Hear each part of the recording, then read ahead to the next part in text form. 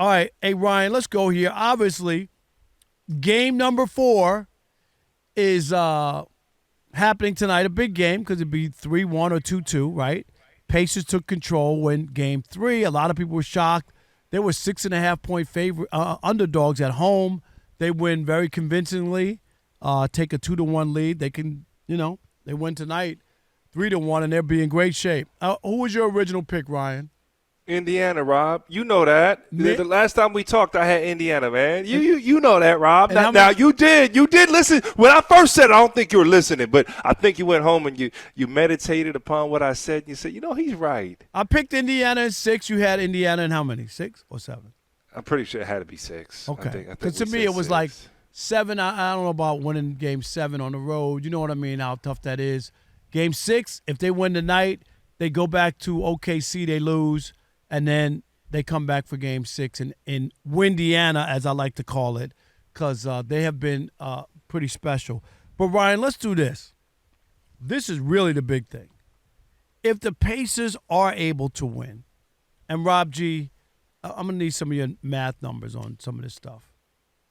But if they are to win, and obviously they still need 2 more wins, and I'm not counting my chickens before they hatch, because don't you remember when the Phoenix Suns were up 2-0 and Devin Booker's, Kobe Bryant, and Chris Paul's now the top 2 or 3 point guards of all time. And that never happened, right? They lost 4 straight, and that never happened. We haven't heard any of that since.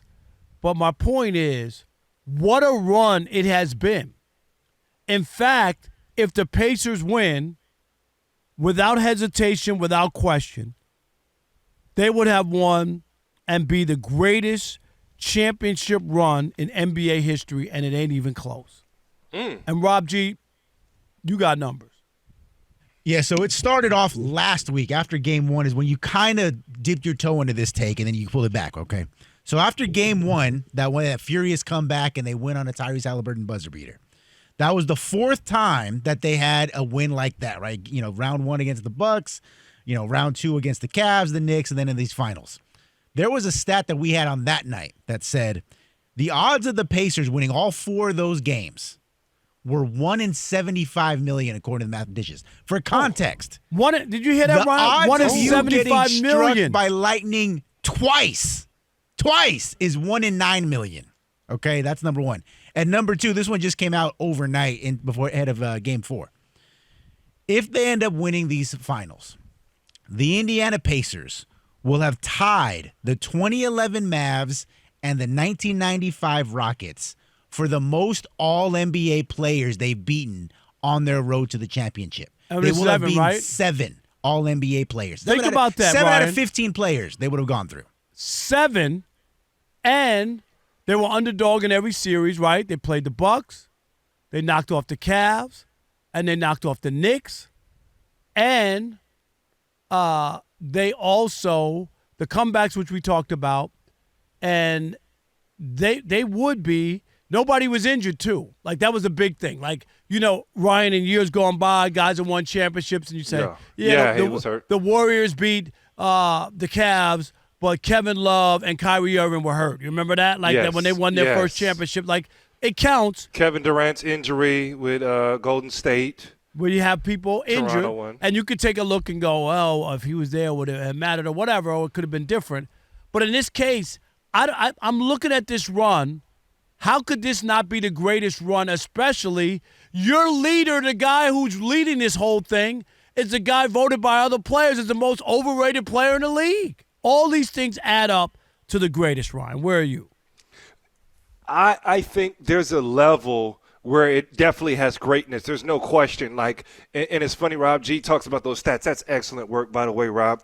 And the thing that stands out to me is, like, the in-game percentage of winning, like we talked about, like Halliburton shot, or you're down, 10 or 15 points with a certain amount of time left. Like it's just improbable to happen. But I think it's up there with the greatest. I think the questions may come in, and let me play on the other side, Rob. You could challenge and say, well, Oklahoma City didn't have experience. They beat a team that was inexperienced. The last time Oklahoma City went to the finals, they got ran by Miami. The championship was the round before. They were inexperienced. But you could say the road there, okay, you saw New York, you saw Cleveland, who was also inexperienced. They weren't certified yet. So you had teams that were great in the regular season but didn't have the postseason name. And I think that might be the challenge on the other side. But as far as a team that you didn't see coming, Rob, and tell me if I'm wrong here, because here's the reality. Let's just be fair with all the overrated stuff, okay? There are moments in the beginning of the year where Indiana couldn't guard the rim to save their lives. They gave up everything in the paint. They weren't tough. Halliburton was abysmal to start the season. Just the energy wasn't there. Indiana didn't look like Indiana. I didn't throw them aside, Rob. Most people did, and rightfully so. They went to the Eastern Conference Finals last year, and they got off to such a abysmal start. People did not. Kelvin and I have owned up to it. We didn't talk about the Pacers not one time all basketball season. We didn't. We didn't talk about it. I think the biggest thing was, for me, you had 3-point guards that you can throw on the floor. You had a team that had experience when they went there before. And, covering Houston this season, the one thing I got to see probably the last 2 years, like just some comebacks. Like our group was up 15 to 20 points and got walked down. And, they're such a unique team, Rob. You can't say it's an accident at this point. You can't say it's luck. It's their identity. Like, when they start to hit threes and they start moving the ball, they become pretty much unguardable. And, Rob, I don't know how you feel about this. Were you in Detroit at the time? Were you working in Detroit when the Pistons went on their run and they beat the Lakers? I think absolutely. A group, right? It was a group covered every game there. But it was a group of good players, right? You didn't see – no one believed that Detroit was – you like what Detroit was doing, but you didn't believe they were as good as they were. And obviously a different situation, but you have a group of really good players that play together, and the NBA has not been one like that. You can argue since your Detroit Pistons 2004 Pistons did what they did, right? No, that's definitely the case. But here is them going through the 7 top NBA players like that. The road is not like they guys, like we said, guys are hurt, or there was some other team that mirrored them and they didn't have any really star players. That is an unbelievable amount of players that you had to go through and circumstances. They were on the road for that Knick game. They came back from 14 down with 2:38. You played 10 years in the NBA. You ever see somebody come back 14 points with 2:30 to go? Impossible. Some teams, just like I said, it's their identity. It's a weird belief. And I've been in locker rooms with teams that were clutch and teams that just weren't clutch at all. And there's a we're gonna get this. Oh, hey, once he misses the shot, this happens.